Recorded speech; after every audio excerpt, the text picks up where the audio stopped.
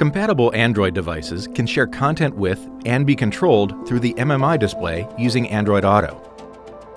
The phone should be running the most current Android operating system and be Bluetooth compatible. Ensure the Android Auto app from the Google Play Store is installed on the device. Begin with the ignition on and the vehicle in park. Bluetooth and Wi-Fi must both be enabled on the Android device. Also, ensure that the wireless function is enabled in the Android Auto app settings. In the MMI, select Phone Apps. A note will appear ensuring you have enabled Bluetooth and Wi-Fi on the mobile device. Next, the identifier for the Audi MMI will appear. You will find this identifier in the phone's available device list. On the next screen, select New Connection. On the mobile device, select Pair New Device, or select the Audi ID from the list of available devices, depending on the operating system.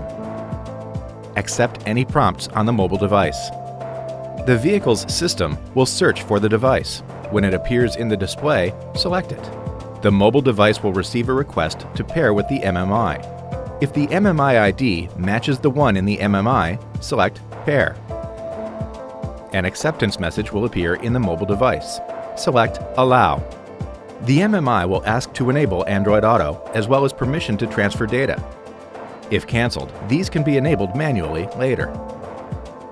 An Android Auto connection icon will appear, then automatically activate Android Auto. Touch the Home button in the lower left to go to the home screen, which will display icons of compatible apps. Touching an icon will launch that app. Controls will vary based on the application. While in any application or the home screen, the Play Music button will be visible in the lower left, allowing control of music streaming services. If the use of Android Auto was declined the first time a phone was connected, it can be enabled manually. From the home screen, select Phone Apps, then To Connected Devices, then the desired Android Auto device. Ensure the device is unlocked and follow any system prompts to continue.